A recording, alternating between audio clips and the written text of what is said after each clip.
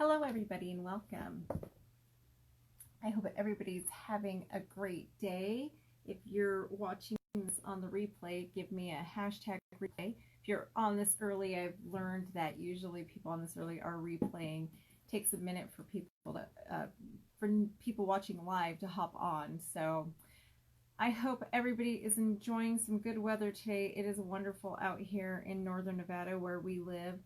Just I have to say, one positive thing about this that's going on right now is that my staff, we are being really spoiled every day right now. We have been getting fed almost every day. Like we got some Mexican food one day this week. Today, hello, and we've got Cinnabon and just Taco Bell. Been just crazy. Just parents showing us appreciation of just been feeding us, right? It's kind of funny. So say hello as you hop on, so I know that you're there. Today we are talking about returning to normal operations. And all week long, I've really been trying to focus on mental health right now because that has been really hard on all of us. It's just been a little crazy, difficult. I'm going to adjust this a little bit because it's kind of bugging me. Sorry. It's just been really difficult. So as we're heading into the weekend, I really encourage everybody to do something to take care of yourself. Really just focus on just taking care of yourself right now. It's just really, really important for us to make sure that we're focusing on mental health. So I did create a plan that's similar to my infectious disease strategic plan. It does go along with it. So if you guys, I will upload this for you into the COVID-19 unit section for you to download later so you can see it. It does go together with the infectious disease plan. There was no sense in writing everything out twice, so it is all kind of one unit. So make sure that you grab both because they do work together. Hi Beth, how are you? So first thing I would really encourage, and I talked about this a little bit before, but the first thing I really think we should do as we're planning on returning to normal operations is really check and see what is normal. I really don't and see. I don't think there's really going to be a more. I think they're in a new normal, but I don't think things are the same anymore. I don't think anything will ever be the same anymore, which can be okay. That's not necessarily such a bad thing. I think a lot of the stuff that we're seeing now, a lot of procedures and things that we're doing are really for the better. And I know, at least for me in my center, that I'm happy to adopt some of the new criteria that are happening now. I am liking a lot of it, and we're going to keep it forever. And the other thing I really stress for you guys to think about is I know we are so focused on the pandemic and on what's happening to us right now, to think in terms of just future focused thinking instead. Think in terms of your future and the center's future. And if you're your business in general, it doesn't matter if you're a home provider or if you're a center, we still run businesses. So we really need to be future focused. This pandemic is a disaster that's happening to everybody at once, but I've said it before and I'll say it again. That makes this disaster unique. There is always going to be a disaster happening somewhere, whether it's a nature-driven disaster or something else. There is always going to be something for us to deal with. Hi, Dee Dee. Thank you for joining. So just keep that in mind. Yeah, and for those of you who live in like or where hurricanes are prevalent, you guys understand and know this. There's always something, right? So the only difference with this pandemic is we're all going through it at once. So when you're really returning to normal operations, keep in mind making adjustments that are going to serve you into the future. Always just, really try not to just focus on today, but stay future focused. I think that's really just important for us right now. So as I go through these, just keep in mind, like, and when I post these, what can you adopt into your normal policies?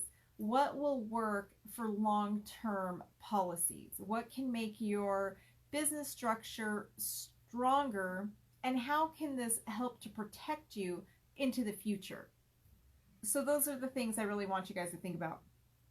Mainly because I'm seeing a lot of people who have fallen into the trap where they aren't getting any income at all because they didn't have good policies. They did not have good contracts.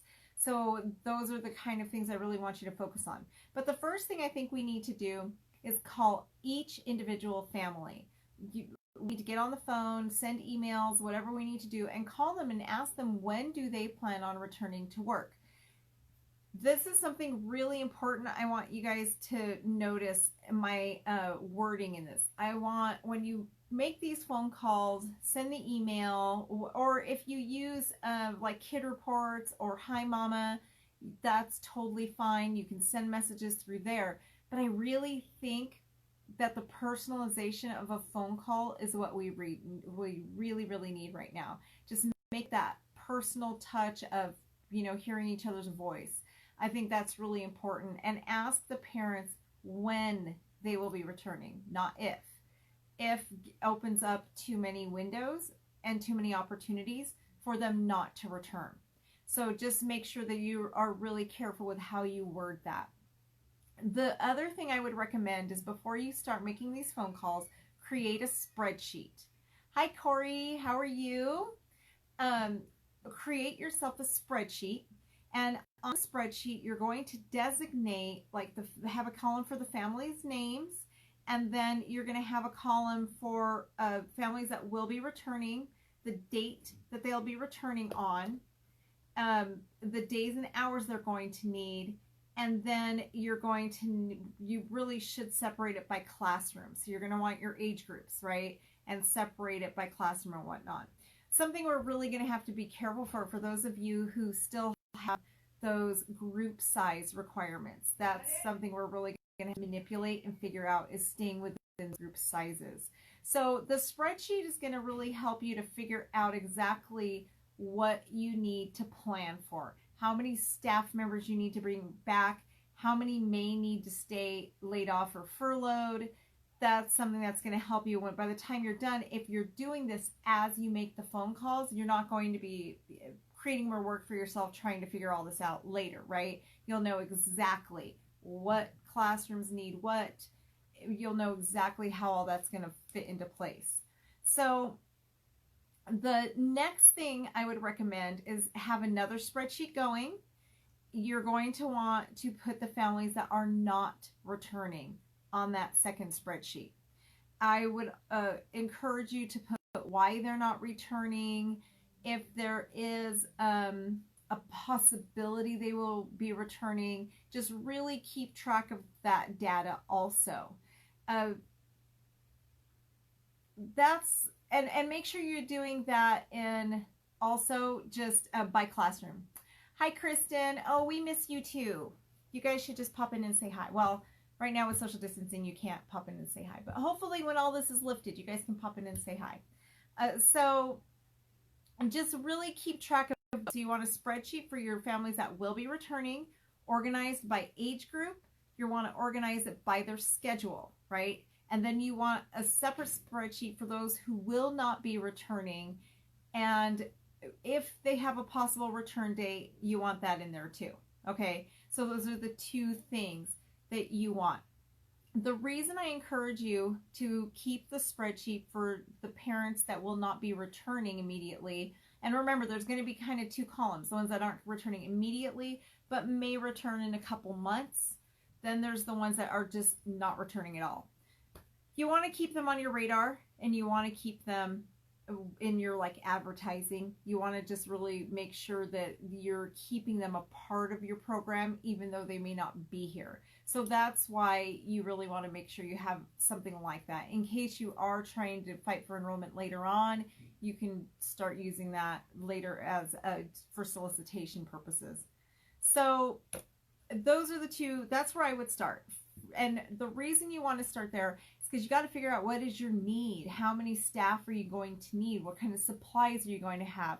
You cannot staff and supply your center if you don't know how many children are coming back. So that's why that is really an important piece. The next thing is, once you've got your spreadsheet and you know how many children in each classroom, then you're going to have to determine your staffing needs. So going to need to look like. You'll know what kind of staff schedule you're going to need. So at that point, I would start calling your staff back. And what I really recommend is compose a letter that you will be sending to your staff.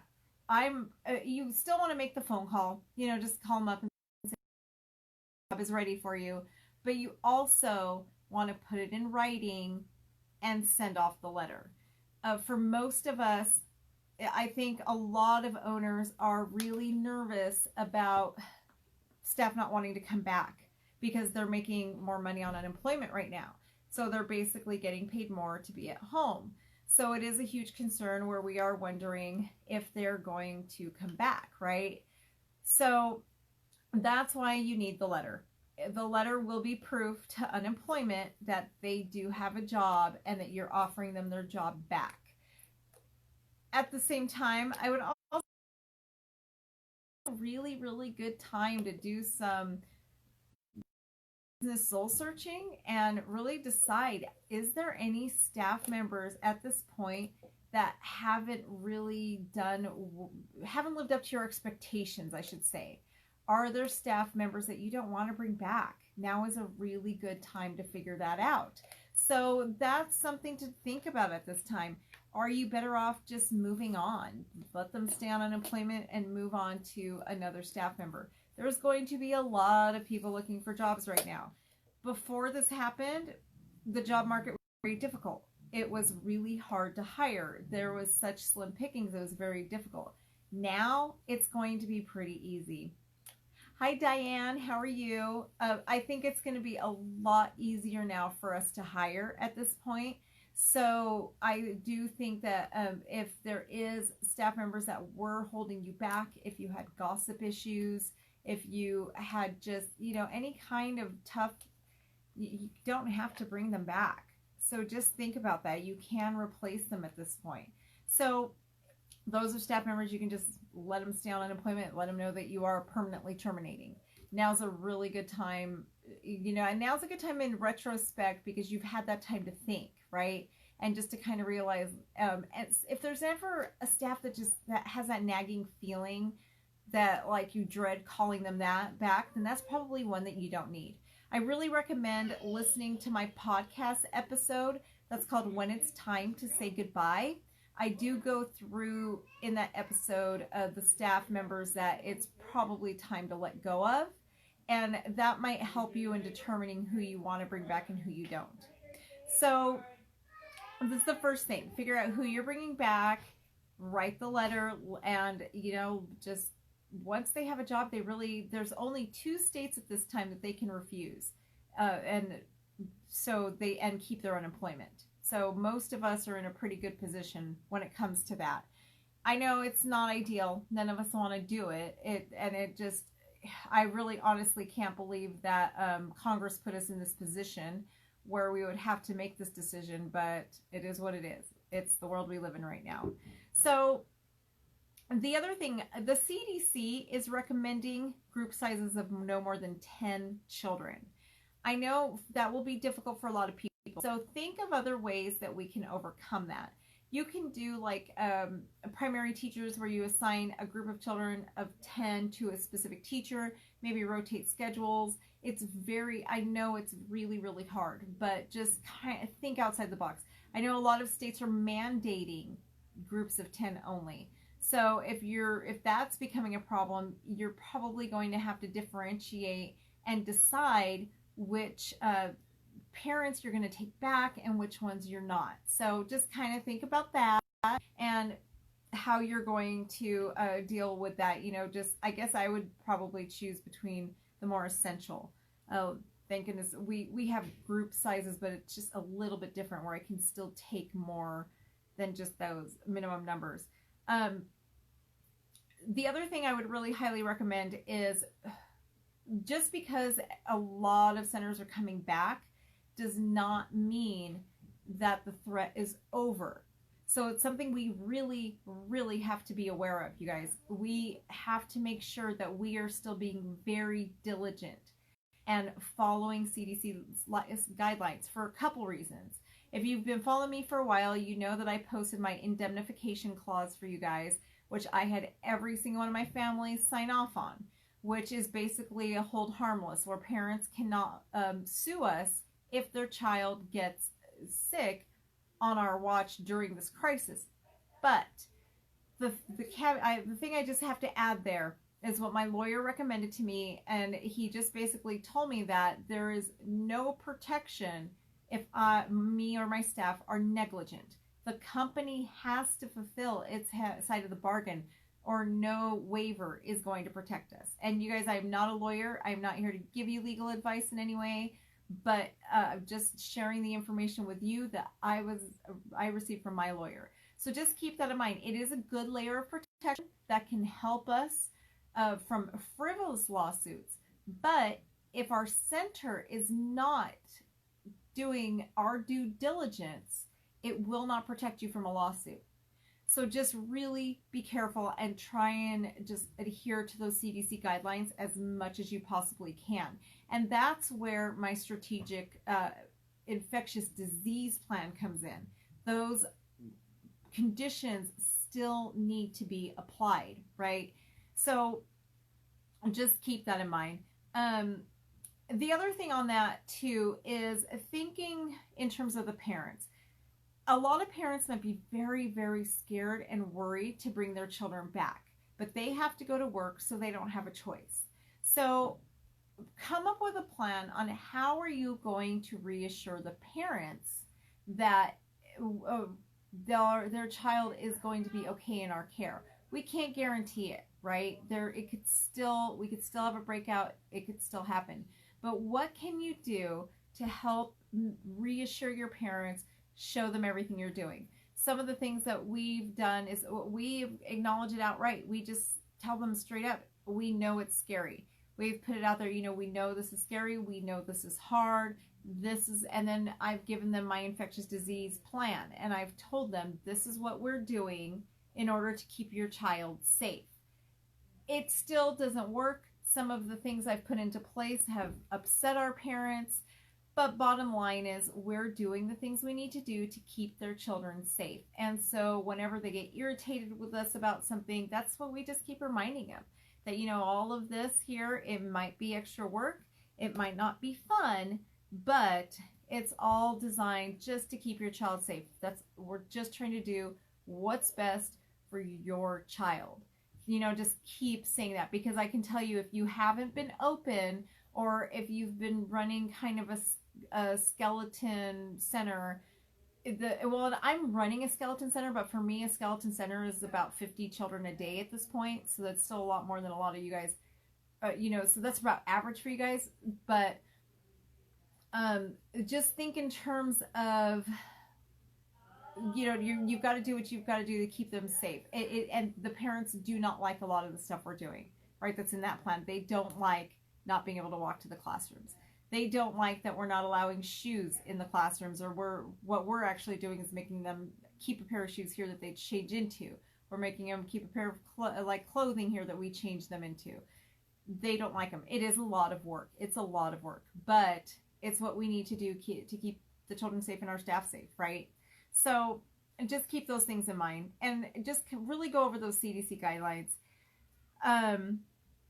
The other thing too is children's groups. There should be no combining of children right now. I know normally, in order to save our payrolls, we usually make sure that we open in one classroom, and throughout the day the other 6 start to open. We close into one classroom. Well, we actually do 2, and by the end of the day, just throughout the day, just because if you've only got 2 children in the whole building, and one's in this room and one's in that room, it kind of sucks to be paying 2 teachers for that. But at this point, we have to do that. We aren't doing any combining, so each classroom is basically open till close.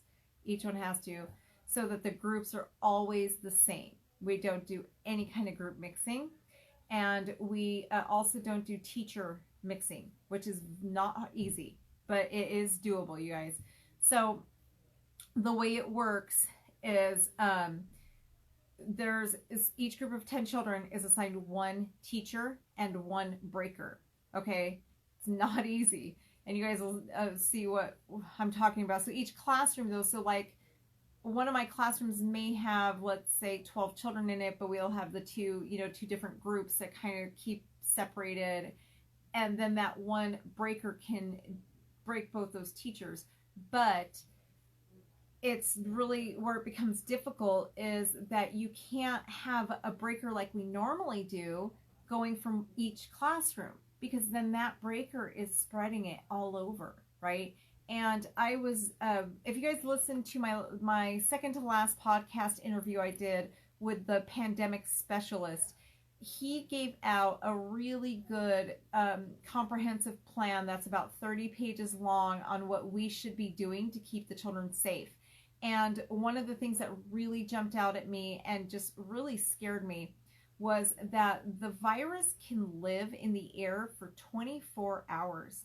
That means the particles are literally floating around you for 24 hours. So if you have one staff member that is inhaling that, and they're going to every single classroom to do breaks like we would normally do, right? You're spreading it to every classroom in the building. It is so transmissible. My sister is a nurse. My brother is a doctor. I've talked to both of them about how this works, and it is really crazy how transmissible this is. Just really think about it. It can live on plastic for 3 days. So if that's the case, and that teacher is in there handling something, and then they go to the next classroom, they handle something, it can spread around the entire center. So it's really, really important. It's not ideal. I don't think any of us, I don't like it as an owner. It just, it's very difficult. But you've got to make sure that you're not allowing teachers to go into multiple rooms. Really important. So same groups, stay together all day, same teachers. You do not co-mix at all. So the same breakers for the same classroom. Just, it is what it is. It isn't easy, you guys, but hopefully, I'm going to turn that down so it doesn't go loud on you guys again. So hopefully what we'll have is we'll end up not having too many kids so that it's manageable. And I'm hoping that you guys can get the PPP loan so we can afford it, honestly. So Diane says, wonder if spraying medical grade alcohol is effective. I don't know. I really don't. And Lysol is near impossible to find right now. Everything is impossible to find. Just a quick tip, you guys, on a side note. I have been able to find hand sanitizer for my staff. And I'm not sure if this is happening all over the country. I wouldn't be surprised if it is. But the local distilleries have all started to make hand sanitizer. So, and it is all FDA approved. They're making it based on the CDC's recommendations. So I have been able to buy hand sanitizer from distilleries. So something to look into if you guys haven't looked into that. From what Diane's comment was, I was wondering the same thing. If we're getting, and if you guys buy the distillery hand sanitizer, the FDA is making the distilleries sell it very watery. And I'll show you guys what one of my tubs looks like. So I'm buying them pretty huge, but if you guys can, I don't know if you can see, but it is like, it's literally like water. It's not, it is not thick, but I guess they are not allowed to make it like the gel type that we're used to.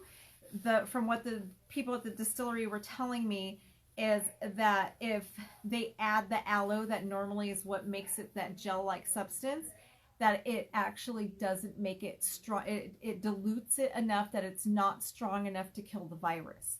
So in order for it to be strong enough to kill the virus, it has to be like this liquid. And it is literally like rubbing alcohol. That's what it feels like. Rubbing out, so it's a little bit different. It is made like non-sterile. I guess rubbing alcohol doesn't work as hand sanitizer, and it would eat your skin alive anyway. but that stuff. So check out your local distillery.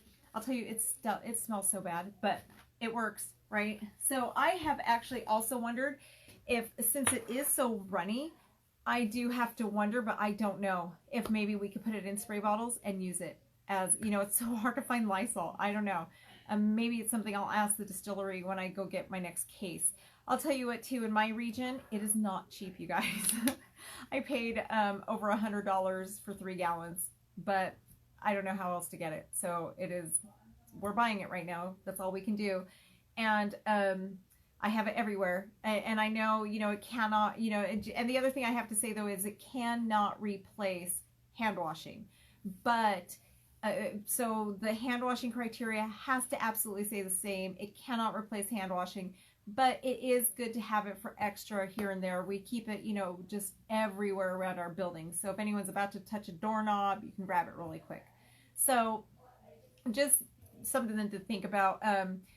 If you're having a hard time finding bleach and stuff too, maybe wiping it on, you know, like the doorknobs and stuff. I don't know.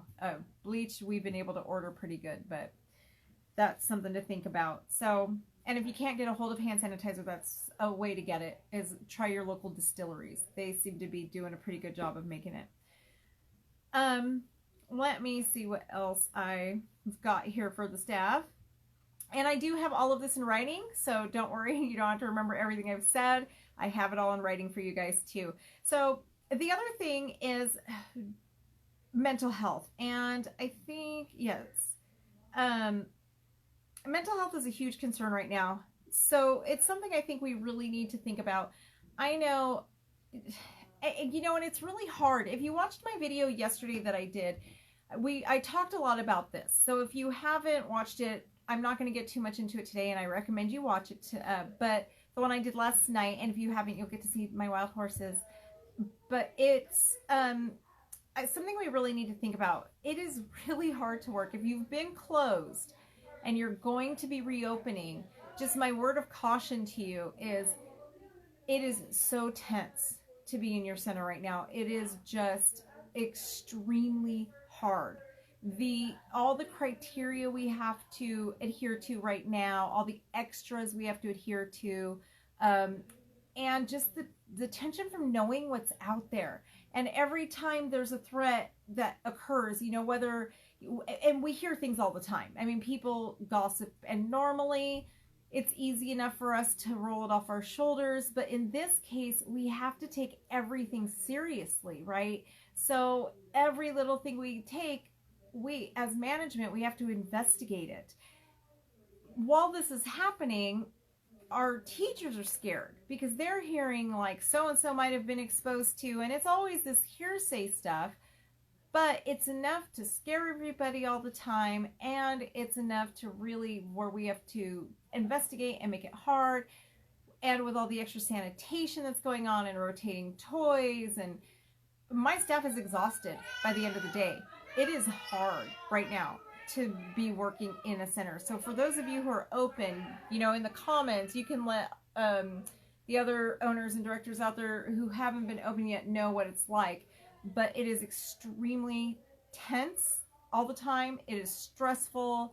It is not easy, even with lower numbers. I've told you guys before, I was running 115 children a day before this. I'm only running anywhere from 40 to 50 a day. But it feels so much harder right now. It is like, just, I go home and I'm sure I know my staff is going home way more exhausted right now than we did before at 115 children. So just a word of caution, be ready. So what I would have to say about that is, when we're planning on going back to normal, full staff, full children, have something in place. Think of a plan to help your staff with the mental health, because they're going to need it. They're going to need it. And if you are open right now and this is something you haven't thought of, I really, really encourage you to come up with a way to make sure that you are helping your staff through this. I think as management, sometimes we get so caught up in what's happening around us and our own stressors that we forget how hard it is on the staff. So just anything to show them appreciation. One of the things that I did, I also want to be able to help other local businesses at this time. So I asked a local salon owner here in town if they could sell me some gift certificates so that when the salon opens back up, my staff can either get their hair done, their nails done, or they can get a massage. So that's just something, where I'm supporting the local business, but I'm also giving some, just a thank you gift to my staff. The other thing that I really appreciate that I was talking about at the very beginning of this video is the parents have been very generous. And one thing I would recommend you guys is do not be afraid right now to solicit your parents for help. Tell them how hard your staff is working. Don't, now is not the time to be shy and humble. Just let them know that, my staff, they are working really hard for your children. And maybe start, a coin drive for appreciation. For me, it was just really just acknowledging a lot. Like I was posting on Facebook a lot and Instagram, just a lot of thank my staff. And you guys have seen, if you're on this page, you've seen the different videos I've made, the different things. Well, everything I'm posting here, I also post to my center page. So you guys feel free to steal any of that stuff I've made and post it on your center's pages. Post it on your social media. If you have, have your teacher share it. Just make sure that your families are aware of how difficult this time is on your staff. And you would be amazed. We've had lunch catered every single day for the last 2 weeks almost every day. If it's not lunch, it's been breakfast or it's been something like Starbucks. But every day the parents are doing something, and it's all because I've just been putting that stuff out there just to, so all of that stuff, you guys find some of it. If you want, I can bump some of it to the top of the page. If you're not on my, this is my group. I also have a page, the Childcare Business Coach page.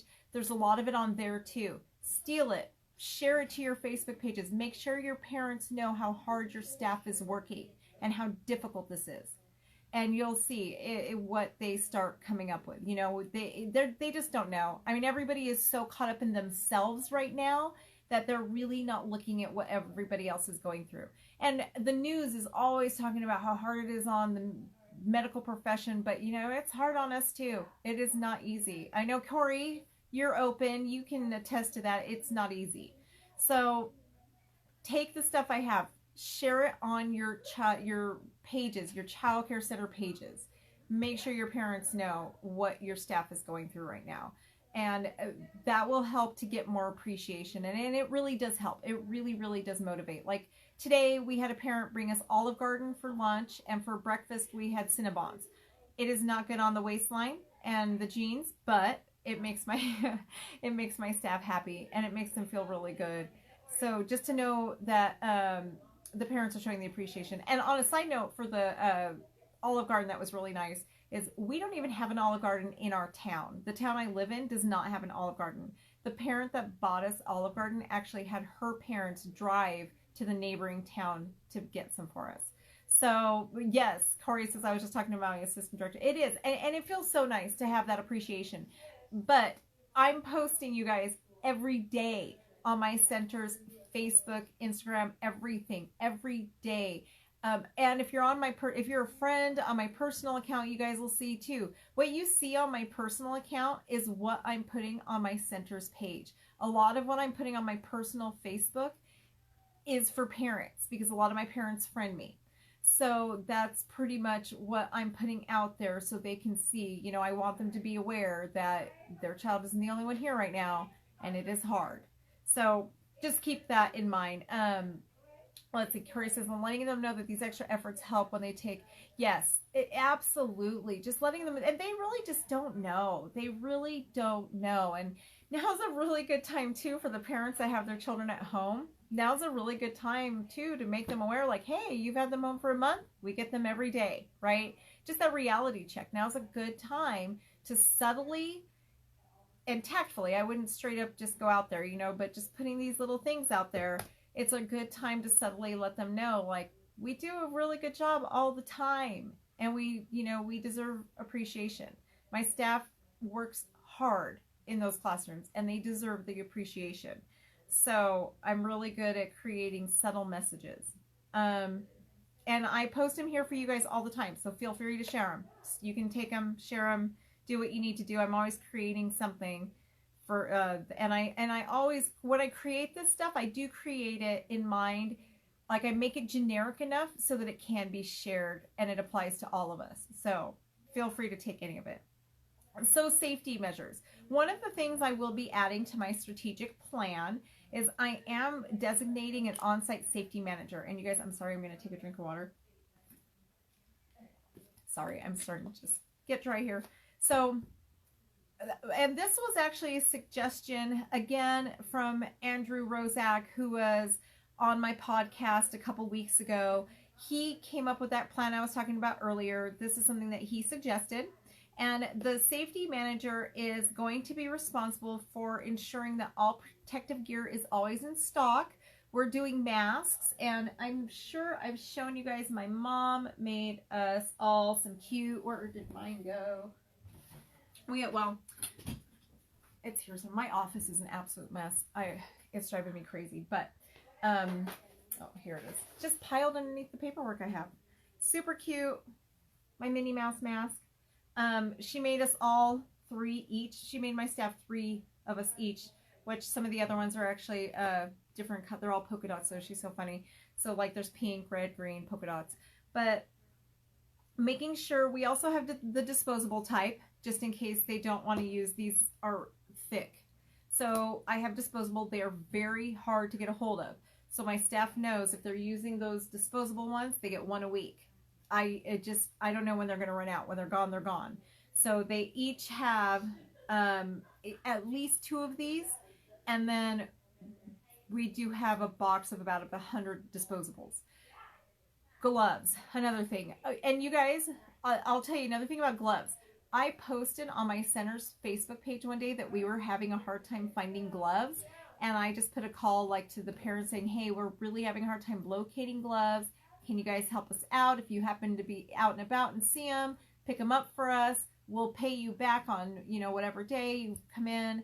And we have had over 10,000 gloves donated. None of the parents would take the money for it. And I mean individual gloves, so I have 5,000 pair. But it's really kind of, it was really touching. And we, every day, we keep getting all these gloves. We're even having parents bring us like Clorox wipes when they see it. So when I put that out there, like I just created a post and I just said, hey parents, all of this stuff is designated for the medical profession. We cannot get a hold of it. If you happen to see it while you're out and about, please pick it up for us. If you're going to the grocery store and it's there, please grab it for us. And we've been getting just all sorts of stuff. So it's really nice. So it's something I suggest. It is really hard. And those of you who know, you're going out there, it can be hard to get milk right now. So recruit your parents. Let them know. Let them know what you're struggling with. It's amazing how they step up. It's crazy. We had a couple families that aren't even here right now that are keeping their children home who have been bringing us boxes of gloves. Let's see. So, do you know about using disinfectant in an empty wipe container and putting paper towels inside? Will that work? I was wondering that too, Corey. I was wondering, like, especially with, I think you were not on yet when I was talking about, this is the hand sanitizer I bought from a distillery. And you can see, like, when I shake it, it's like, it's really watery. And I was wondering if we can. I think I'll ask the distillery next time I go pick up my shipment from them if that is something we can do. But I kind of wondered the same thing, if we just fill a wipes container with this, because it is really watery, if that would actually work. But I have no idea.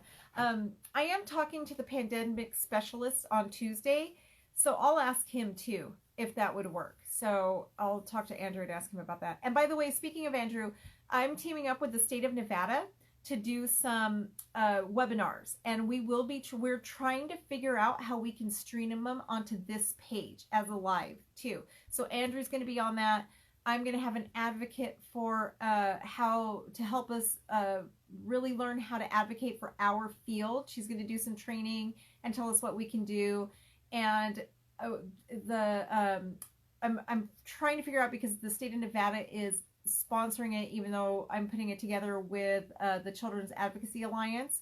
We're trying to figure out how we can make sure we get to stream it for you guys live through this page, because even though it's and by the state of Nevada, it's going to pertain to everybody. The information that we're putting out is not just for Nevada. It can be used anywhere for everybody. We're going to be doing things on like mental health, how to deal with this, and the other thing too, you guys, and the other plug I have to give this series that we're doing is it's being formatted for providers and parents. So I'm really interjecting as we do the planning on this is what we as providers need our parents to know.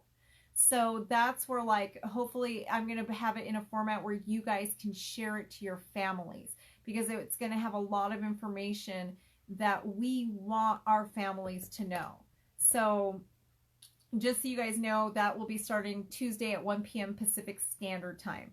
And as the flyers get completed, I'll send those out, and we're going to be doing them every week. So I will keep you guys updated. And of course, I will post them to my page so you can share them with your family. So that's our main goal, is what are kind of things do we want our families to know? And you guys feel free to let me know what are struggles that you're having that we need to convey to families, because those are all the kind of things we're going to be putting into these webinars. So back to safety manager. My safety manager, she's going to be making sure that all of our supplies are in order, gloves, masks. We're using men's shirts that are hideous, but oh well, they work, that we can change into. Communication with families, like the broadcast communication, she'll be in charge of that, regarding just, the policies, procedure, any changes that are being made. She is basically the one-stop shop for that. Maintaining all regular and additional sanitation procedures, just making sure everybody's doing their part and all the sanitation is getting completed. That's what we're focusing on there. She's adhering to health attendance policy. She's the one who is in charge of making sure that every temperature is being taken before they walk in the door, that nobody's traveled outside of the state, all of that kind of thing. She is going to be in charge of educating staff and families on measures they can take, which I'll be basically feeding her the information. She's just going to get it out there. The other thing is she is going to make sure that I'm requiring my staff to take a specific COVID-19 training, right? So she'll ensure that all of that is being completed. I'm giving my staff 2 weeks to complete this training, and a week of it is before the ones that are not here return. So I'll have 1 week before they return and a week after they've gotten here to complete this COVID-19 training. And I do, in the document I'm providing for you guys, I did put a link to the training that we're using. It is it's by the Institute for Childhood Preparedness. That is the organization that I'm using for this training. It's not approved for hours, but at this point, I don't care. My staff, if they want to work here, they're going to do the training. I couldn't really find one within the state of Nevada. Nevada right now is not allowing any live training, and they are very, very strict on online training. So there's really nothing for my staff to take that is that will meet any kind of hour requirement. So they're going to take this training. It's not going to count, but oh well. So that's pretty much, and then my safety manager will also be in charge of, like if there's an outbreak in the center, just coordinating that. We already have guidelines for that, but she will be in charge of coordinating everything to make sure all those guidelines are fulfilled, right? And then she is also in charge of watching for mental health red flags, just making sure that there are no red flags with the staff, because a lot of times as women, it's hard for us to talk about our concerns. Let me say, it can be, we feel like it's a sign of weakness if we start voicing when we start feeling weak, right? We think that our mental health a lot of times is a weakness, and we think it's a sign that we are weak if we start having those mental health issues. But in reality, it's just human. We all have it. So she will be in charge of helping me really watch for that, just watching to make sure that my all of the staff is still okay, because the last thing I want is to lose a good teacher because they're burnt out, or for staff honestly to snap on a child, because tensions are that high right now. So I don't want them to just snap on anyone, and I don't want them to leave. I don't want to lose my staff over this temporary situation. Yes, a lot of people are having high stress reactions. We've had a huge major tragedy happen earlier this week at my center, and it was really hard. Just what happened with one of my families, because it's just hard on everybody. The mental health is really, really important right now. So just being aware, you guys, aware of what is going on with your staff, at home. Is everything okay? Because a lot of their spouses might be laid off. So I also had a teacher that I did end up laying off because her husband was making it so difficult for her to come to work every day. He was literally calling me and my director to grill us. He actually requested a meeting with us because he just felt so unsafe about his wife working. So she wanted to keep working, but he was just so insecure about her working, and he was causing so much anxiety for her that we ended up laying her off just to make her life a little bit easier. So those are the kind of things. I mean, I know it sounds silly, right? When I first heard about it, I was like, you're kidding. But then as I saw it just start to play out, and I did actually have a meeting with this husband, second time, you guys, in my career, I've actually met with a husband. Gotta say, have any of you guys ever met with your employees' husbands? I have to know. Am I the only one? It's like meeting with a dad. But I did meet with him, and I was very honest with him, told him, and I just realized that his anxiety over this really is so high that it would just be better for her marriage, and her family not to be here. So things to think about. On a normal day, I would have never, ever, ever laid off an employee because her husband was having a hard time. But right now we're in unique circumstances. So what is normal is no longer normal. So just keep that in mind. We really have to be aware of our staff's mental health right now. And I think that also, again, that whole showing appreciation really comes into play, because that does help get through the day. If you're having a really bad day and somebody just shows you a bit of appreciation, it can make it feel that much better. It's very, very hard to do a very difficult job when it's a thankless job. So just keep that in mind. We've got to be thankful first. Let's see, Corey says, no, but I've gotten calls, yeah, and parents too, basically say I have to talk to employees, but I get these every, it's so crazy. Yeah, it's actually the second time I've had a husband come. I've had parents too. I've had a couple moms. I've had a couple employees' mothers come and meet with me. But they were young, so I kind of got that. We were like their first job. But this is the second time I've had a husband. It was interesting. This week has been my week for firsts, I'll tell you. But it is what it is. I know it's like one of those weeks I will look back in my journals later on like, wow, that was quite the week. So one of those things, right? Okay, so the other thing I am suggesting, it is part of my personal plan, is I am giving my staff, I'm planning, and this is something new, I haven't done it yet, but male, female, absolutely, Corey. So this is something new that we're going to be doing, but I'm going to try and find a way to make sure that each one of my staffs gets an extra paid day off every payroll. So they're getting a mental health day off every payday, and it isn't going to go towards their vacation time, PTO, anything like that. It's just an extra mental health day. We're playing with the schedule right now. It's been a little difficult because I'm just barely making my ratios right now. I am trying to get some of my staff back that's been laid off, but I don't know, I'm a little iffy. I've given them like the first week of May, but I kind of need it sooner. But that's something that I'm really looking at. So if I can't do a full day, I am going to at least do half days paid off for right now, just to try and maintain their mental health. And it's just one per pay period. But I think that is, just for now, just while we're going through this time, Diane. Diane is asking, is that just for now or ongoing? Just for right now, I think. Just while tension is so high, I'm going to try to give them just an extra pay day off for mental health during this time, each pay period. That way they can just get that extra refresher. I know I cannot guarantee, they're not going to be back to back all the time. I mean, some of them will get 3-day weekends, most of them will, but I think a day here and there will just help.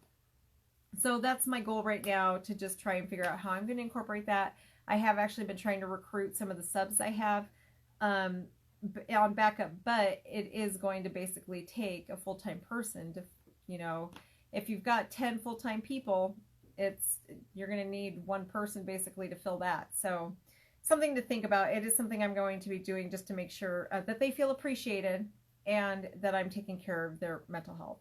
So let me see, what else do I have for mental health here?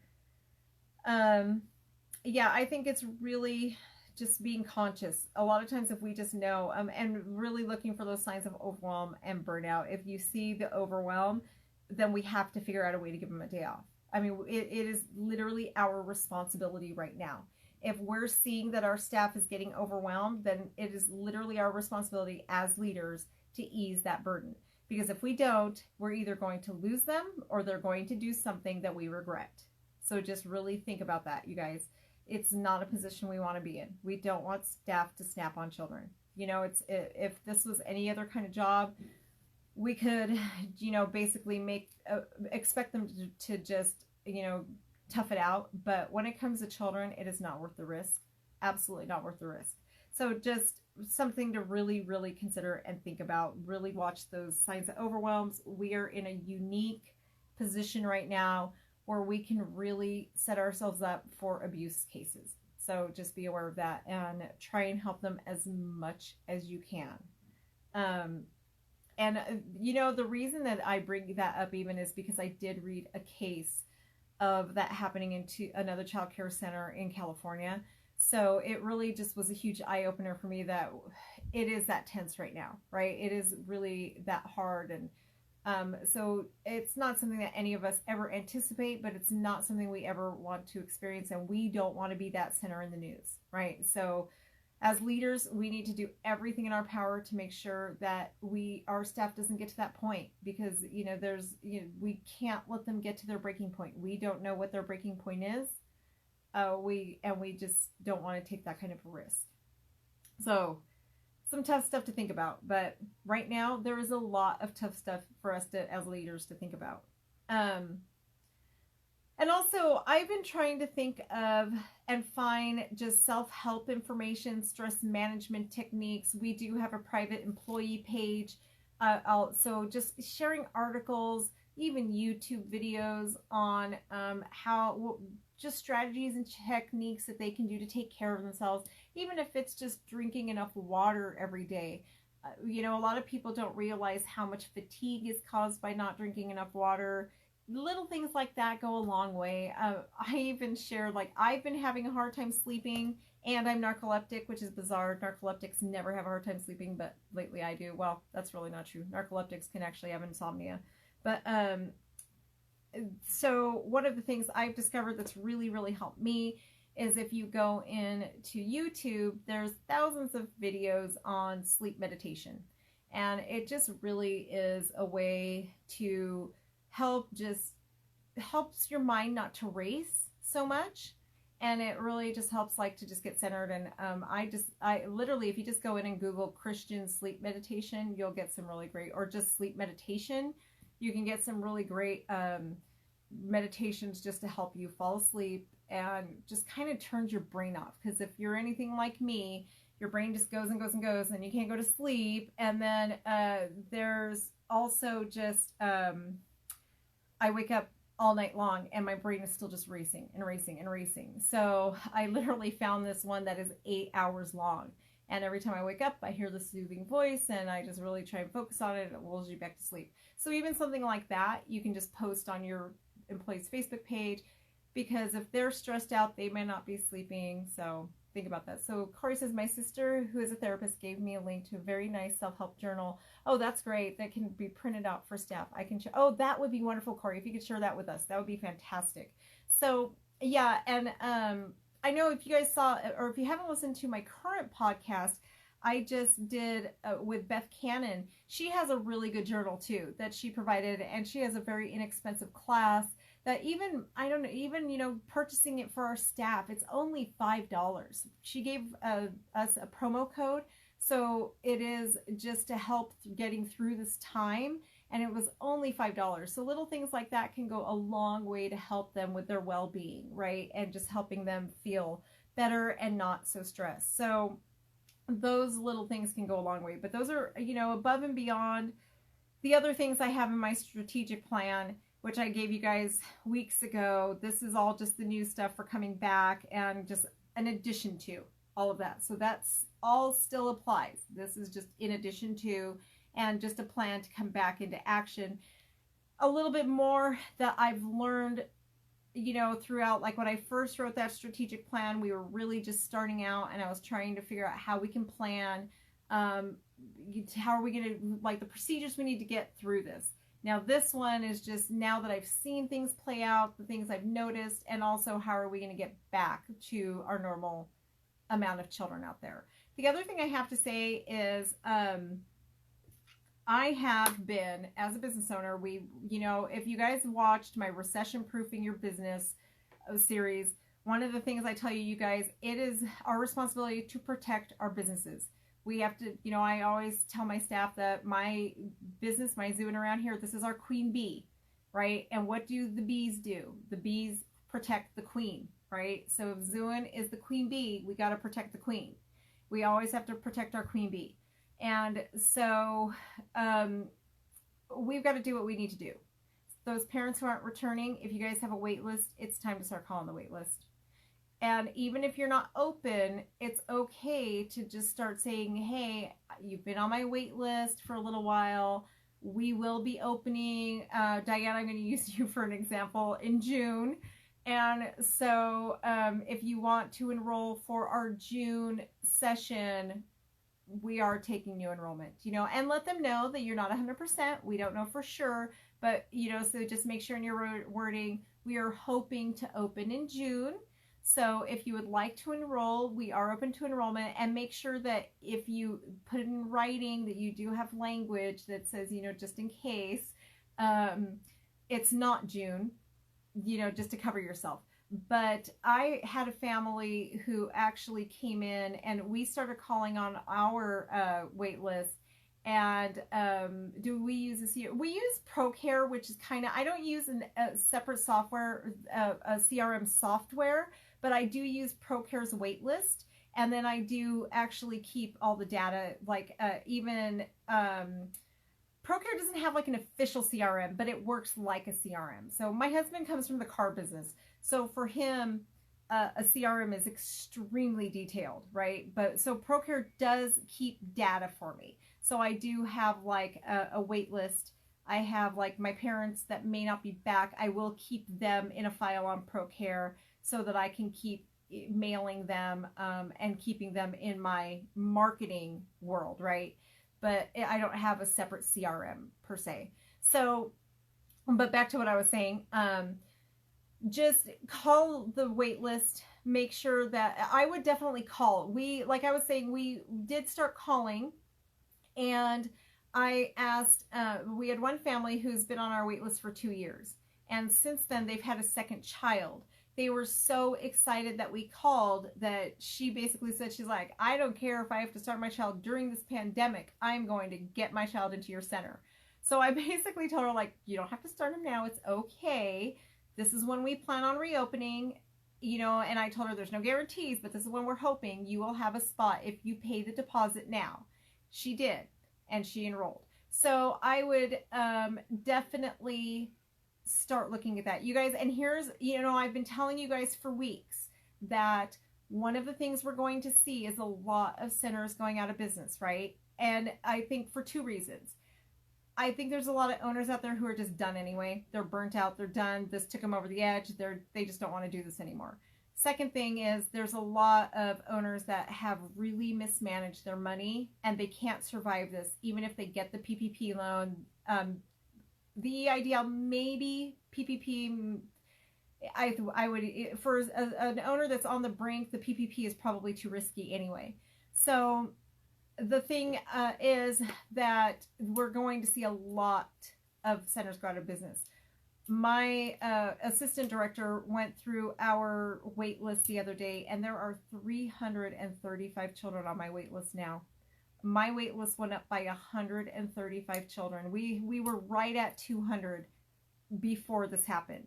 So in the last month, my wait list has jumped by 135 children. So you guys, make sure you have something out there for a wait list. So parents can apply, they can actually add themselves to my wait list through my website. So right now is not the time to pull back. It is the time to lean in, market your center, let people know that you're still here. It's, you know, it's really the time. If we're going to survive this, you know, you've got to position yourself and make sure the public knows you're going to survive this. So make sure that you're really putting it out there that you're here to stay, because that's just, I think that's a huge telltale. Having 135 children in a month added to my wait list just basically told me that there's a lot of other providers that are pretty much just calling it quits already. They're just not going to be in business anymore. So these parents are already trying to get put on my wait list. So, and some of them, there have been a lot of phone calls. We get at least one phone call a day asking if we're enrolling. So just be aware and ready for that, because in your areas, it may be a little bit different. You know, parents may not be looking at going back to work now. Our governor was saying that we were going back to work May 4th. He just changed his mind, but we were supposed to be going back on May. So a lot of parents were starting to get back into that frame of mind, which is why our wait list just skyrocketed so quickly. I think as parents were calling their providers, they're finding that their providers are not going to be there anymore. So it's kind of sad, isn't it? Let's see. Danielle, let me just scroll down. How long do you anticipate operating with 10 or smaller groups? Oh, I don't know. It's in Nevada, our governor is basically saying that he's not going to lift any of the sanctions that are on us until we see a decrease for 2 straight weeks. So I don't know. My sister, who works for one of the main hospitals in Reno that is dealing with this, said that they're not even expecting us to peak until the end of May. It's like May 22nd. So that being said, then I don't anticipate us going back to normal until June. I think Diane, you hit the nail on the head. I think it's looking like June. So, and if you look around the country, that is really what we're seeing. A lot of the governors who are staying closed are actually saying anywhere from June 1st to June 10th. That's what they're all looking at. So I'm kind of starting to be nervous that is what's going to happen, and that we have a whole other month of this fun environment to be in. So we got to hang in there and stick together, you guys, because it's not easy. And if we got another one, that's going to be. So Corey says, had a Zoom with 18 other Dallas directors yesterday, and I was the only one open. Isn't that just crazy, Corey? And it just, how many of them aren't going to come back? And see, and I feel so bad for directors out there, because I know if you are a director watching this, so many owners don't communicate with their directors like they should. They really don't. They're just not a team like they should be. So it breaks my heart for directors. I've been a director, so I know what it would be like. But I have a feeling that what's going to happen is a lot of these owners are not going to reopen, and their directors don't even know yet. So that is something, just, you know. So Corey, I wouldn't be surprised if a lot of those directors don't have jobs and they really don't even know it yet. So it's just a sad, tragic thing, but I wish all owners just understood how important their role is. You know, how they can't just step back, turn it over to a director, and let them just basically be solo on that. So Christy says, just wondering if you charge a fee to be put on the wait list, and how much is that? I don't charge a fee to be put on the wait list because my wait list, some children never even get here, honestly. If a 3-year-old goes on my wait list, since my wait list is about 2 years out, a lot of times I can't ever really enroll them, since it takes about 2 years to get into my center. And I have to say, during this crisis, I thought that might change. I actually was just kind of like, well, I'm glad I have a wait list because that'll probably get me full, but I'll probably be back to nothing now. But now I'm starting to suspect that it won't. That being said, I am planning on opening a second facility in my town. So I'm hoping that I can get at least half, 50% of that wait list is still viable, because a lot of the people on that wait list probably won't be there anymore. So that's where I'm hoping if I could at least take 50%. So and that is something I am having my assistant director call everybody on the wait list, and we are cleaning that up right now too, so that I can. But yeah, I mean, now you guys as owners, or if you're a director who's been thinking about becoming an owner, when this is over, it is going to be the perfect time to leverage. I think there's going to be a lot of buildings out there available for us to take over. I think there's going to be a lot of children who need care. So it will be a prime time to expand or go into business. I'm working on my coaching side. I'm working with a couple different people who are strategically planning and preparing to get themselves there. We're just working on plans. So then when this passes, we're looking at like helping them open their centers up like January. Because by then we should get past the fall rush that we, and for those of you guys who don't know, a lot of the experts are thinking this is all going to happen again in the fall. So I'm hoping it doesn't. I'm really hoping, but I'm planning for the worst, hoping for the best. So that's where I'm helping my potential owners right now plan for January opens, just in case. And it takes so long to put a business together anyway. January's just smart anyway. Just gives us time to get buildings prepared, any kind of improvements done, and all of that. But yeah, that's the only reason. If my wait list wasn't so long and I could guarantee that I would eventually enroll children, I would charge a fee. But since my wait list is that long, and a lot of times children never make it into my center that are on it, I wouldn't charge for that. Yes, Diane says time to open a second one. I know. I was already planning on it before all this, so now I'm just like, oh, now maybe a third should be in the works. So we'll see.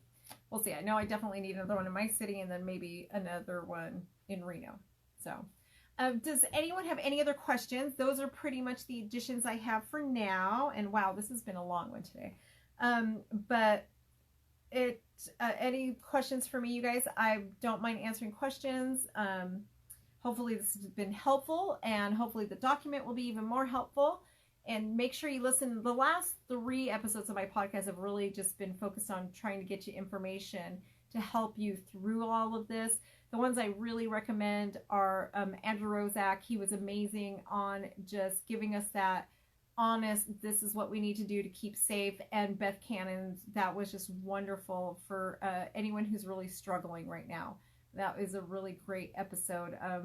And of course, the one I did on the SBA loans was very timely, and especially now that the PPP has been replenished and the EILD, those are 2 separate loans. The EILD is not forgivable, but you have 30 years to pay it, whereas the PPP is forgivable, but there's a lot of hoops you have to go through to get the forgiveness, and the portion that is not forgiven is due at the end of 2 years.